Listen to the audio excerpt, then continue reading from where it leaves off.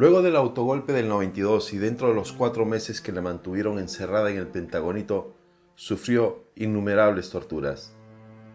Tardaban entre 2 a 3 horas mientras que la ataban hasta que la volvían a torturar con descargas eléctricas. Se lee esto en el informe de la Comisión del Congreso sobre el caso Susana Higuchi. Keiko Fujimori llamaba leyenda urbana las denuncias de maltrato que hizo su madre. Susana Higuchi indicó: Keiko me abandonó, prefirió el dinero sucio de su padre. Corría el año 94, Keiko Fujimori tomó partido por su padre, el dictador Alberto Fujimori, y con tan solo 19 años se estrenó en la vida política del Perú. Y como se dice coloquialmente, lo que mal empieza, mal acaba. Es lo que hay, señores. Hoy empezamos esta saga sobre la vida de Keiko. Acompáñenme. No digas nada, solo ven y abrázate un poquito el corazón.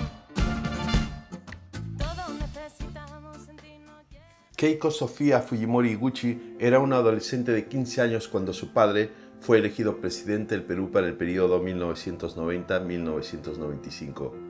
Aún estudiaba en el Colegio Sagrados Corazones Recoleta, al igual que sus hermanos menores Giro Alberto, Sachi Marcela y Kenji Gerardo. En 1992, el año en que su padre dio el autogolpe, Keiko terminaba la secundaria y al año siguiente, en el 93, partió a Estados Unidos para emprender la carrera de Administración de Empresas en la Universidad de New York, Stony Brooks. Mientras Keiko estudiaba en Estados Unidos, todo el Perú, cual novela televisiva en prime time, seguía las desavenencias en tiempo real de la pareja presidencial. Imposible de ocultar los desacuerdos entre ambos, la prensa encontró un filón noticioso. Susana Higuchi llevó al clímax la tormenta marital al denunciar ante los tribunales como presuntos corruptos a varios miembros del gobierno del que todavía era su esposo, Alberto Fujimori. He efectuado varias denuncias por los delitos de corrupción de funcionarios y a pesar que los indicios son contundentes, la fiscal ad hoc ha pretendido archivarlas. Al presentar estos casos, he señalado contradicciones tremendas. Ahí. Aquí. Más aún, la primera dama acusó al jefe del Estado de ser un tirano que la tenía encerrada en el Palacio de Gobierno, que le había infligido violencia física y moral y le impedía ver a sus hijos. Anteriormente, en medio de un contexto que desafortunadamente tenía como protagonistas a miles de peruanos afectados por los desastres naturales, aconteció uno de los escándalos más grandes en torno a donaciones en el país, los Fujimori y la ayuda del Japón. Susana Higuchi denunció a los hermanos de Fujimori de hacer un trabajo de selección con la ropa donada desde el país asiático para vender aquellas en buen estado y entregar estropajos a los peruanos más necesitados. Porque reciben donaciones de Japón de ropa en la esposa de Santiago Fujimori y se cogen lo mejor para ellas y reparten estropajos y utilizan mi nombre y eso sí me indigna. La denuncia de Higuchi, quien se divorció de Fujimori antes de las elecciones de 1995, dio pie a las investigaciones que finalmente derivarían en procesos contra Juana, Rosa y Pedro Fujimori, así como Víctor Aritomi Shinto, por el desvío de los fondos donados por empresas y ciudadanos japoneses captados a través de la ONG Appenkai.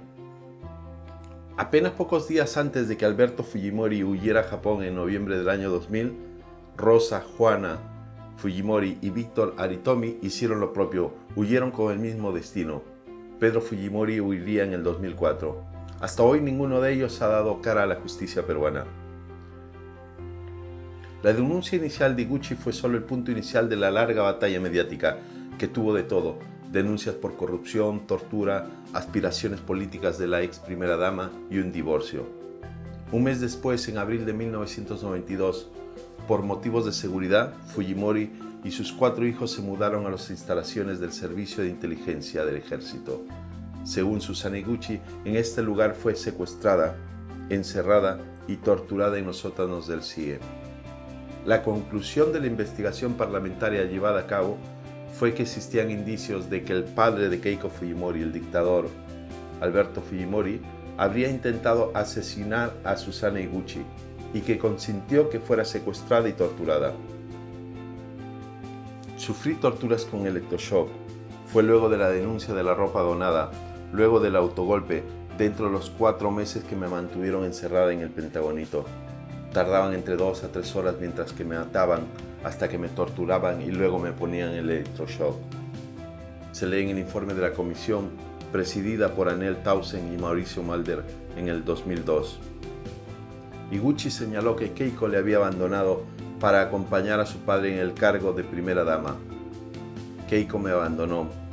Prefirió el dinero sucio de su padre. Para mí tiene cara de diablo, denunció. Sus declaraciones quedaron registradas. Sin embargo, para la lideresa de Fuerza Popular tales hechos nunca acontecieron.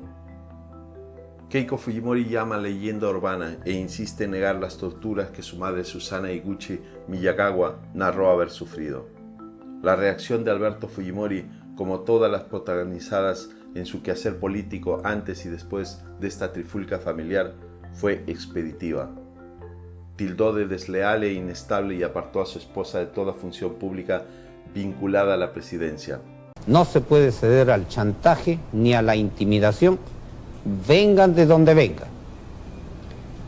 He decidido por ello separar a mi esposa de la función de primera dama. Higuchi fue despojada de la presidencia de la Fundación por los Niños del Perú y sin dudarlo, Alberto Fujimori entregó ambos cometidos a su hija Keiko, quien en la pelea matrimonial había tomado partido por él. Así, el 23 de agosto de 1994, Keiko Fujimori, con 19 años, estrenó la condición de primera dama del Perú, irrumpiendo en el escenario público nacional y de estas circunstancias de drama familiar.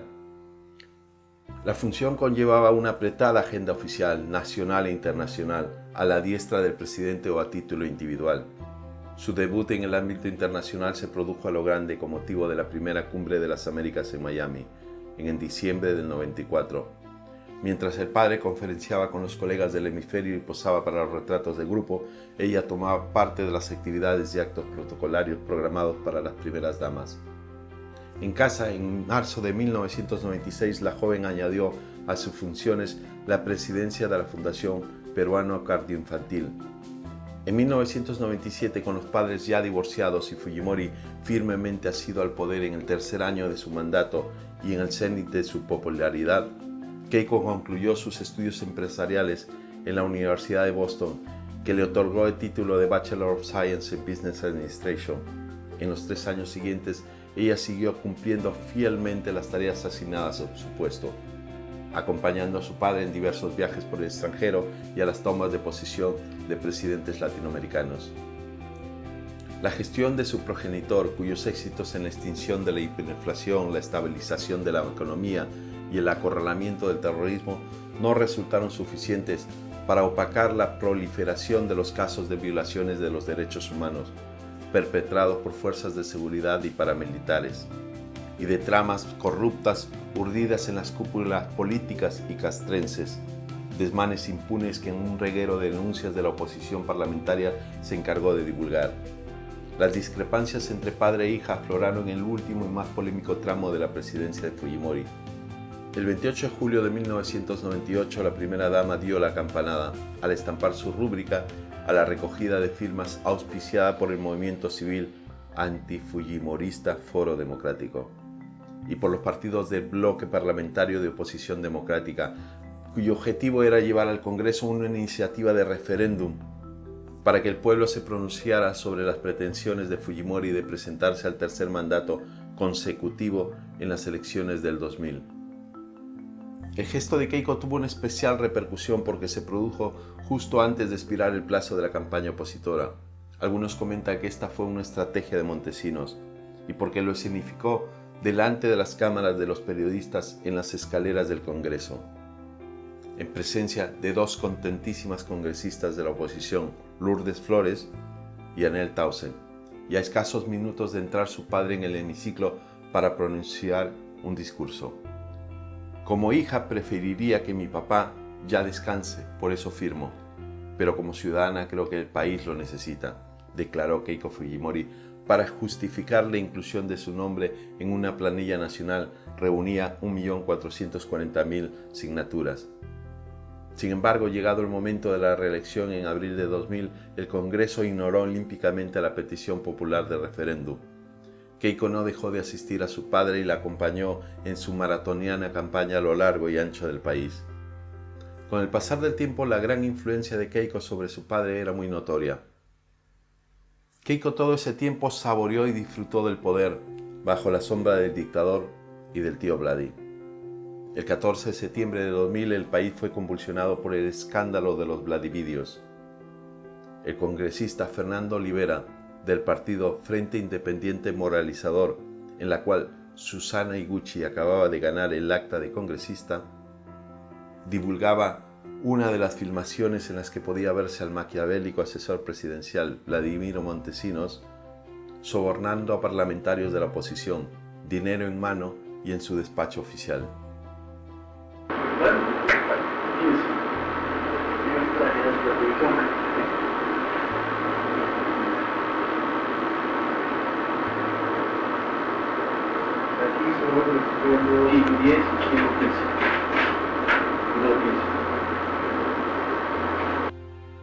Sin ostentar cargo institucional alguno, el asesor de inteligencia estaba considerado la segunda persona más poderosa del país y desde luego era la figura más detestada del régimen por su asociación con todos y cada uno de los aspectos tenebrosos de la administración fujimorista, ya fuera la corrupción a gran escala, las mafias de narcotráfico, el chantaje y amenaza de las voces disidentes o el asesinato o desaparición de estudiantes de izquierda.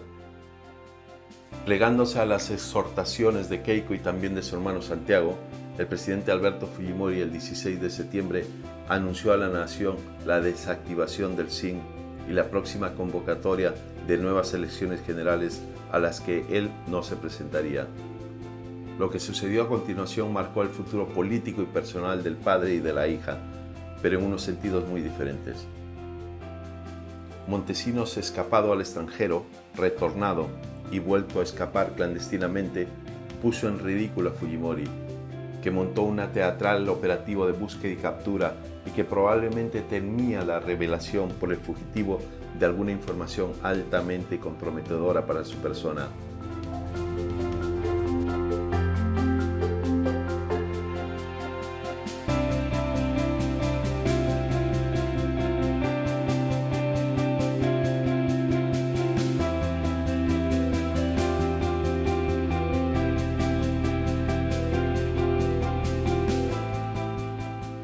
La oposición crecida arrancó al desconcertado oficialismo una serie de concesiones políticas, entre ellas la derogación de la reelección presidencial inmediata y la fijación del 8 de abril de 2001 como la fecha en que tendrían lugar las elecciones adelantadas. Entre tanto, el grupo parlamentario fujimorista Perú 2000, coalición formada por los partidos Cambio 90 y Nueva Mayoría, el movimiento independiente Vamos Vecinos y el Frente Independiente Perú 2000, se desintegraba.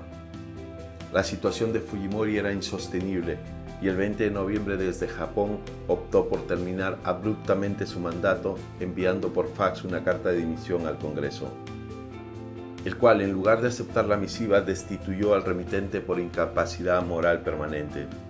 Al día siguiente, mientras el Congreso intentaba cubrir la vacancia institucional con la investidura del titular de la Cámara, Valentín Paniagua, Keiko abandonaba el Palacio de Gobierno y se mudaba a la casa de una tía paterna, Juana Fujimori, donde vivía también su abuela Mutsue. Su madre congresista le ofreció que se fuese a vivir con ella, pero ella prefirió el regazo de la familia Fujimori. Señores, es lo que hay. Son los primeros 6 años de Keiko dentro de la política peruana. Saboreó el poder y no lo ha olvidado. Su ambición política es el deseo desmedido de ese poder. Pronto seguimos la historia con un nuevo vídeo. Si te ha gustado, dale like y compártelo. Hasta la próxima.